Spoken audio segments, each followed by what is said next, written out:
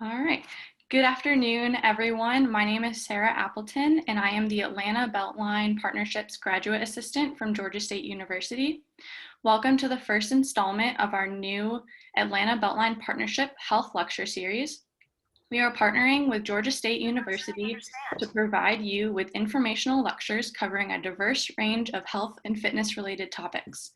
Today, our guest lecturer is Dr. Vonetta Dotson, who will be talking about your brain on exercise. Dr. Dotson completed her doctoral training in clinical psychology at the University of Florida in 2006 with a specialization in neuropsychology and gerontology.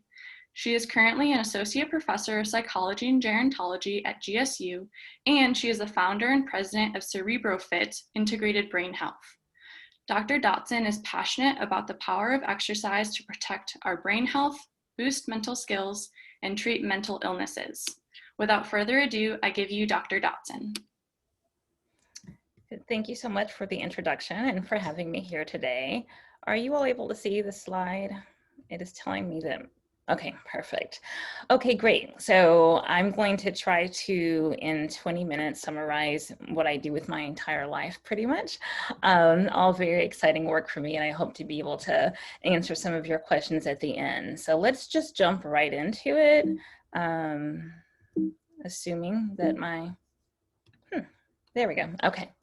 So the long and short of my presentation today is that exercise has a really powerful effect on the brain. And so we're going to talk about how exercise affects the brain and then what that means in terms of your day-to-day life. So when it comes to the brain, exercise has really four main sort of effects that are really important.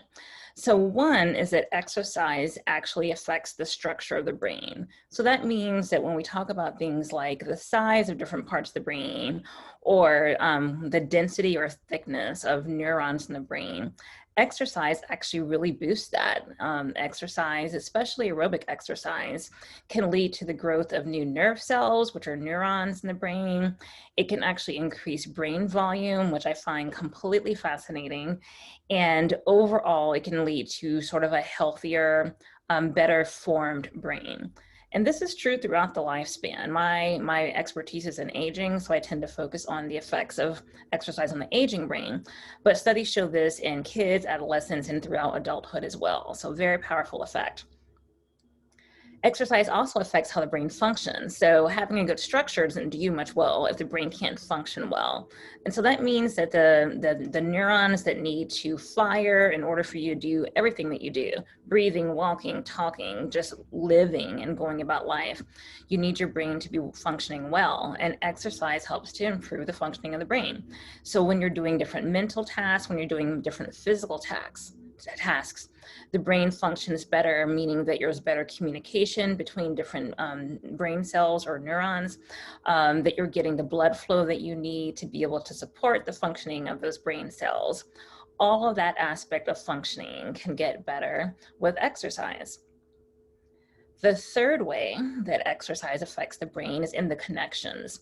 So the brain is composed of these, millions and billions of neurons and nerve cells that have to work together and they have to communicate. And so we think about connections, meaning whether or not different parts of the brain are connected from a structural standpoint, meaning that they have what we call axons that are connecting them together, or also how they communicate together. So if you're doing a particular task, let's say I'm trying to remember a list of words, it's not just one part of my brain that's helping me do that. It's lots of parts of the brain that have to communicate with each other for me to be able to take in that information and try to commit it to memory. So I want to have efficient communication between all of those parts of the brain that need to work together to support that memory task that I'm doing. Exercise can help improve that communication. So the connections and the communications between different nerve cells can be improved, allowing the brain to be more efficient. And that's connected to that idea of function. So the brain functions better when it's more well connected. And so those two things work together and both can be improved with exercise. The last major point I wanted to make in terms of what exercise does to the brain is how it affects the vascular system or your blood flow. So we tend to think about exercise. One of the benefits that we all think about is cardiovascular. We think our heart is stronger, we have more cardiovascular fitness, and that is certainly true. But what's important to keep in mind is that that also translates to the brain, that for the brain to continue to function well, especially as we get older, we want to have a healthy vascular system. That means that within the brain is getting the blood flow that it needs to perform its tasks. It means that the connections between different regions, I mentioned the word axons earlier. Axons are parts of brain cells that kind of connect to each other. And vascular diseases can interrupt that because it wears down that particular part of the brain cell. So when you have a healthier vascular system in your body and in your brain, then you have healthier axons, and you need that in terms of being able to have that connection to be able to function efficiently. So really the four things that I mentioned in this slide, even though I talk about them separately, all end up being interrelated. And so when one part is better, you oftentimes have improvement in the other areas, but not always. And so one reason why exercise is so powerful is that it has these multiple effects that can kind of work together synergistically to basically have your brain be improved from both a structural standpoint and from a functional standpoint. So a very powerful effect of exercise on the brain. So one group of changes that happen in the brain with exercise that I didn't mention have to do with chemical changes. And so there are actually a few to get into just briefly. So again, when we think about exercise, a lot of us know that we think about things like getting an endorphin rush. We think about a runner's high and that sort of feeling that you get from having this sort of influx of positive chemicals into your body. Well, that's happening in the brain and not just in the rest of your body. And so there are a few different chemicals that I want to mention really briefly. So one is endorphins. That's the one that most of us tend to think of right away when we think about really intense cardiovascular exercise. So endorphins are hormones that relieve stress, which is why we have that feeling of the runner's high, can also relieve pain and trigger a positive feeling. So again, that one's probably one that you're more familiar with. There's also something called epinephrine, which is also known as adrenaline. And that helps to provide energy to the major muscles of the body. And so as you're exercising, there's this acute increase in epinephrine or in adrenaline that over time, if you exercise regularly, can stay at a higher level on a more consistent basis and not just for that short period of time after exercise. Dr. Dotson? Yes. Real quick, I don't think we are able to see your slides. We just see the title slide. Oh, well, that's not good. Okay, let's see. It's on the PDF, if that's helpful. Okay. Okay, let me do this. Let me say stop share and then reshare again. Technology problems, they happen. Sorry about that, guys. No worries. Let's say share. How about now? Yes, we can see that now. Okay, so now I've got to figure out how to go back and not forward. There we go. Okay. Thanks for letting me know because I worked hard on these slides. I want you to see them. So, okay. You didn't miss too much before, just a little bullet point for what I said before. So moving on, and thank you for letting me know. So we talked about endorphins and epinephrine, and then there's dopamine, which is a neurotransmitter. So it's a chemical that's working specifically in the brain that really is involved in a number of different functions, such as motivation, arousal, reward, and a lot of different cognitive abilities. So this becomes important when we think about the fact that exercise is helpful for cognitive functioning as we age, that the effect that exercise has on dopamine could be one of the reasons why we have that cognitive benefit. Another chemical that could be tied to the cognitive benefit of exercise is what's called BDNF. So that's the abbreviation for a long word called, or a long phrase called brain-derived neurotrophic factor. So basically what that means is that this is one of a group of chemicals that are important for the health and survival of brain cells. They help to promote growth and maturation of your brain cells and help them to be maintained in a healthy state. And so BDNF is something that having more of, generally speaking, is a good thing. And we see with exercise that there's this increase in the amount of this chemical that is circulating throughout your body, throughout your brain, that seems to be, again, potentially one of the reasons why there's this cognitive benefit of exercise. And then we have cortisol. So cortisol is something that's the opposite. We don't want to have high levels of cortisol in our body. Cortisol tends to be tied to a stress response. And so we think of people who have chronic stressors can have elevated cortisol, sometimes to the point of translating into a major depression that is characterized by high cortisol. That's something that I'd be happy to talk about another time as part of my research is exercise and how it affects depression and some of the chemical changes. But the point being that for cortisol, what we see is that exercise, immediately after exercise, there can be an increase in cortisol because you put the stress on the body, but that's a good thing, that short-term increase. What you want over time though, is for your cortisol levels to be lower. So basically, you don't want your body to be having this immune response of increasing this chemical chronically. You just want it to be an acute response when you're sort of recovering from that exercise. So long-term exercise will lead to a decrease in cortisol, which again is a positive thing because we don't want to go around all the time with our cortisol levels being high. So it basically helps to sort of stabilize that in a way that's positive and that can help with regulating things like metabolism, your immune response, and your stress response. Okay. So based on the fact that the brain basically controls everything that we do, it's not surprising that when the brain gets healthier with exercise, that we also see effects in other areas of our life. And so there's two big areas that I want to talk to you about. One is memory and cognitive functioning, and the two has to do with sort of mood and well-being. So there is evidence that exercise has both immediate and long-term benefits for memory and cognitive skills. And so what I mean by that is that immediately after you exercise, there is this temporary sort of increase in some of these chemicals that we talked about. There's an increase in your sense of well-being that happens. And so if you have someone who does a particular test and they do it before they exercise and they do it again after they exercise, maybe a different version with different questions so that it's not exactly the same thing, they tend to do better after exercise. Your attention tends to get focused. Your ability to sort of avoid distractions, which is a similar idea, is better, and your memory can be better. And I always say to people, this is actually a good reason for exercising either the beginning of the day or like during like your lunch break. At least for me, I find that it helps me with my afternoon slump when I'm able to focus better because I've had a good workout. And so there might be that immediate, oh my gosh, I'm exhausted, but then there's just like this adrenaline rush where I'm like ready to go and extra focused and ready to move on with my afternoon rather than having to rely on lots of coffee. So it can be a good thing in the short term. But again, there's also these long-term benefits. I'll get into more of that in a second. The other part of this is that exercise has both immediate and long-term effects on mood and well-being.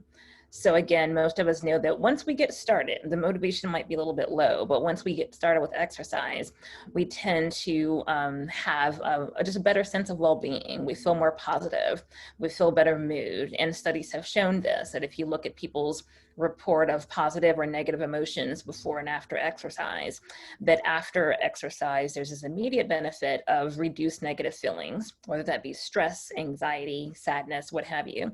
And then an increase in more positive moods, whether that be a sense of relaxation, a sense of well-being, or even outright feeling happy or joyful. Those things can happen immediately afterwards. So all of that's great, but we do want to know, are there long-term effects? And the answer is yes.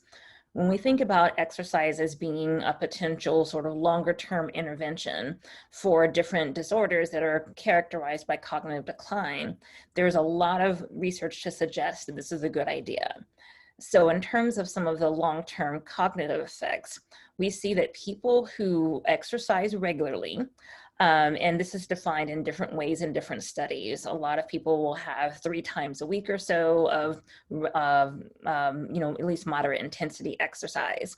Sometimes people will try to intentionally match the World Health Organization recommendations for physical activity. It really does vary depending on the study. But across these different types of designs, what we see is that different abilities, such as executive functioning, attention, memory, and speed, can improve.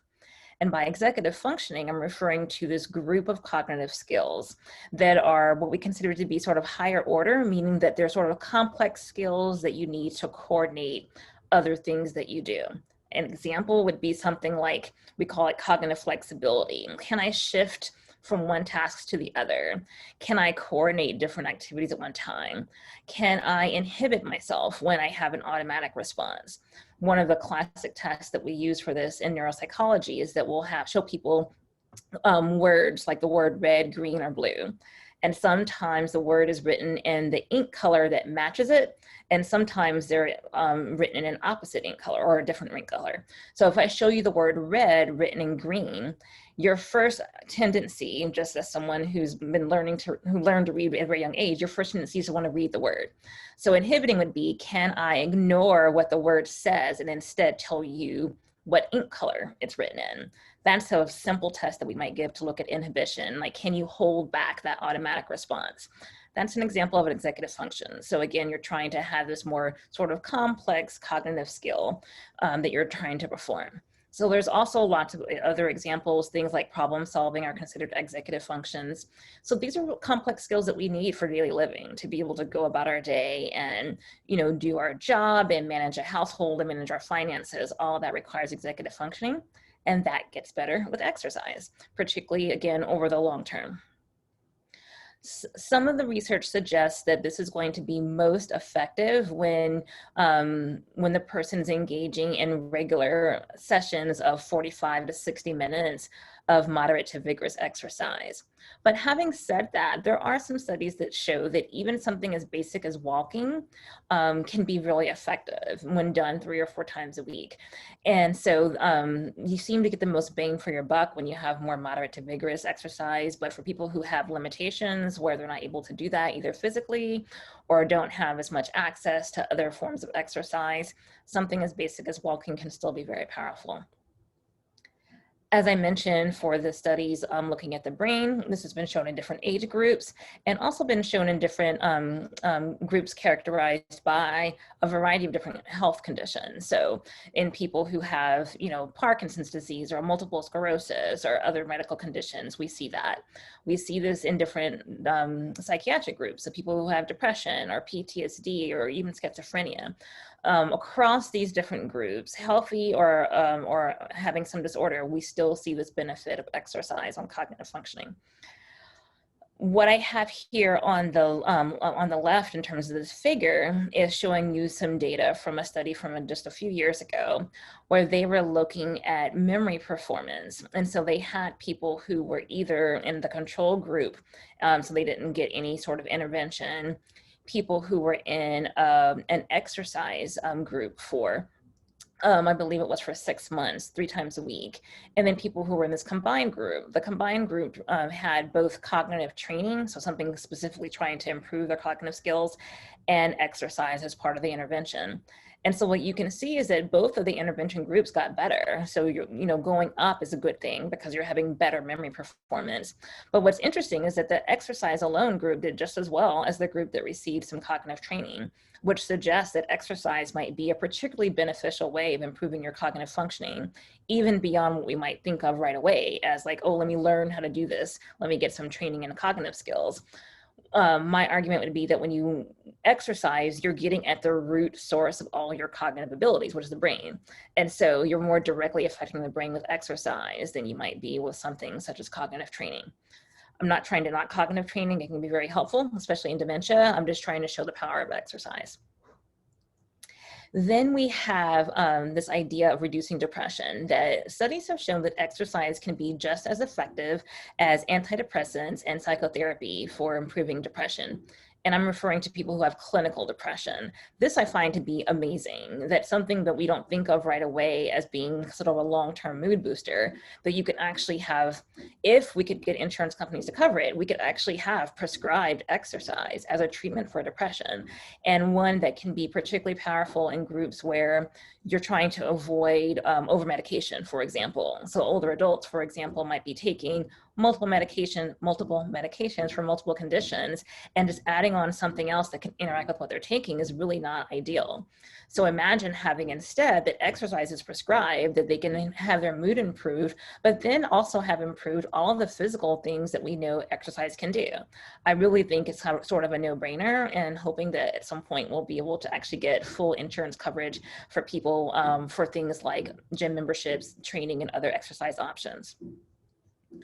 Okay, so I keep having technology issues today. What is going on? Okay, so just really briefly, because I do want to save time for questions, I wanted to mention that even though I focused on aerobic exercise in most of my comments, that studies do show that there are benefits from strength training, from yoga, Pilates, and Tai Chi. So there's actually sort of multiple things that can be helpful. We already discussed about aerobic exercise, but I wanted to mention in specifically that things like resistance training are great at increasing BDNF that we learned about, that it has benefits for both brain and cognitive functioning. When it comes to mood, the research is less consistent about the benefits of resistance training. Some studies show it, some don't. But certainly when it comes to the brain and cognitive functioning, resistance training is awesome. Mind-body exercises are amazing for depression and anxiety. So actually, I would say out of all the things, that's probably the first thing that I recommend for people, that you have this sort of increased ability to regulate your emotions, to be able to kind of get more accustomed to sort of meditation, deep breathing, relaxation. Those things are amazing. Also is helpful for improving attention, those executive functions we talked about, and processing speed. So these are just samples of the literature. There's more out there, but there's a lot that suggests that any kind of movement can be beneficial. Having the combination of different types of exercise does seem to be best. So multimodal training seems to be the most useful thing, where rather than only doing cardio or only doing strength training, that you're doing a combination of different exercises throughout your week seems to be the most beneficial. And also when you have a cognitive challenge, so something like dancing, where you're having to sort of keep up mentally as well as moving physically, can be incredibly helpful.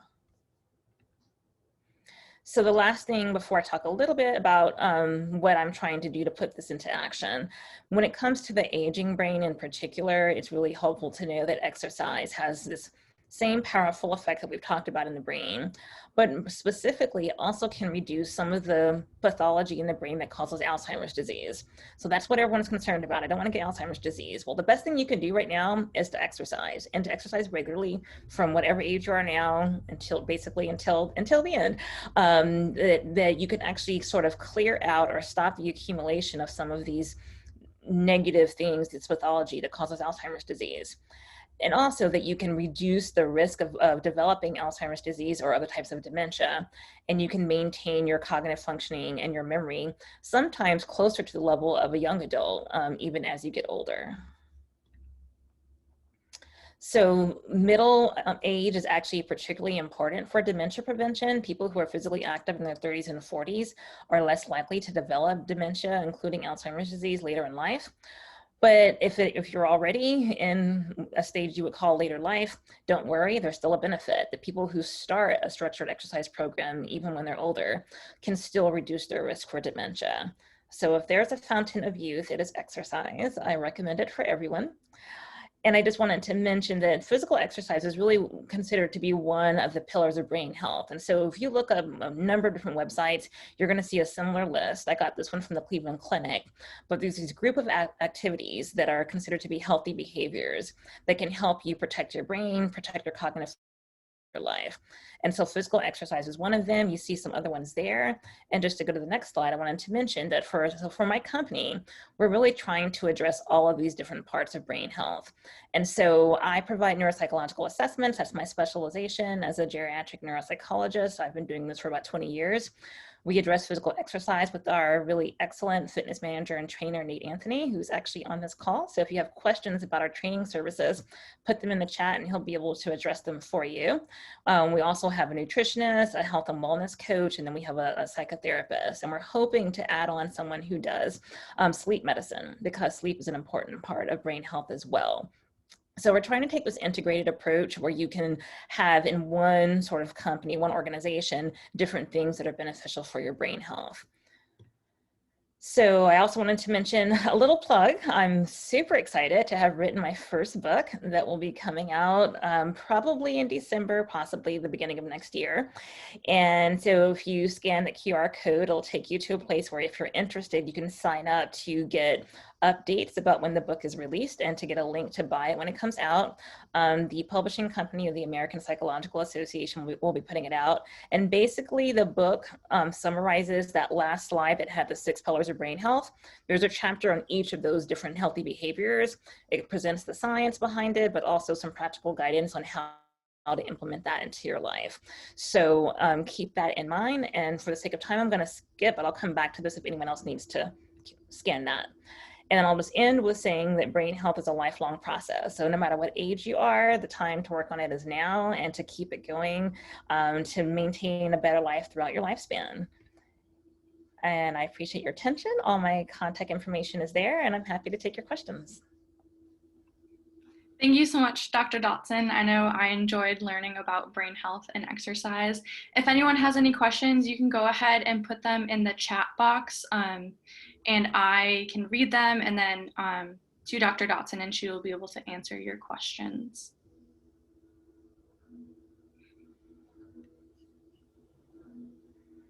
So I had a quick question. So one of the things that, so I work for the Beltline Partnership, and we have been working with Sarah to do virtual fitness classes. So we have had a lot of people working out, obviously, in their homes with COVID-19. So I was curious about if there were studies that show working out inside versus working out outside, and the difference on your cognitive health with that. Yeah, that's a good question. So none that directly speak to that I know of. I do know that there are studies that, for example, show the benefits of sort of being in nature, if you're talking about being outside. And so that, you know, hiking or doing other outdoor activities, even gardening, which is lower intensity, that can be really beneficial. In terms of comparing, for example, if you had a similar sort of workout that you did either indoors or outdoors, I'm not aware of any ones that address any changes in terms of how that affects the brain. But it's a good question. I can check into that, and if I find something that's different than what I said, I'll be happy to send it to you. Yeah, that's really interesting, because we do talk a lot about, you know, going outside as the Beltline. That's like something that we're always talking about. So I'm familiar with that concept, but that's really interesting to think about the two combined. Yes, absolutely. And right now with COVID, I think we're all trying to be creative, right? And so one of the things that TurboFit offers, we do offer virtual training in addition to, in small group classes, in addition to in-person training right now. And I've been doing virtual training myself, and I'm sort of like over it. I'm ready. Like I want to move to my backyard or something while I'm doing it, because there is something that to be said for just being out in the nice weather that, if nothing else, my guess would be has a mood benefit, and that can also help with motivation. So I say what people enjoy doing, if you can offer it, then do it. And then hopefully over time, maybe even in my own lab, we'll have to do a study comparing indoor and outdoor exercise. That's awesome. Also, I was really excited to see that Leslie is on the call. Leslie is one of our aerobics instructors, and all of his stuff is like very aligned with this. I don't know if you can see him, but he also does, he does a lot of different languages in his aerobic workouts. So I was thinking about that a lot when you had a particular slide about like cognitive challenges, and I thought that was really cool as kind of aligned with y'all's work. Yeah, that's great.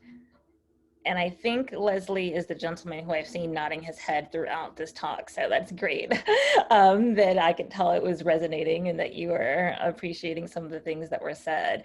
And yeah, in terms of having different languages, anytime you add a cognitive component, it's going to be helpful. And so one thing I didn't mention is that not so much during COVID, but for the past 10 years, I teach fitness classes in my so-called spare time during my other 3 jobs that I have. But one thing that I love about it is that for me, because I teach Les Mills classes, so they're all choreographed, and so you have to memorize it. I like having that challenge of trying to do something physically while also remembering, you know, the choreography and remembering what cues I want to say. It can be a little bit tricky sometimes, but I think that's really good. And I'm always finding ways to try to challenge my brain. So as the instructor, as well as the student, it can be helpful to have that extra cognitive load. So we have one question from the chat box, and it was asked, are the brain benefits of exercise the same for men and women? Such a great question. So for the most part, yes, but there are some studies that suggest that there might be some slight differences. So for example, there are some studies that suggest that there might be more benefits for strength training for men compared to women, that they have more of a peak or a spike in things such as BDNF that's helpful for the brain. I will say that some of the sex differences work, when it comes to the brain, I think still needs to be replicated before feeling super confident in it. But there is some suggestion that does make sense, because just even from a hormone standpoint, since men and women are different, their response to that sort of challenge might differ.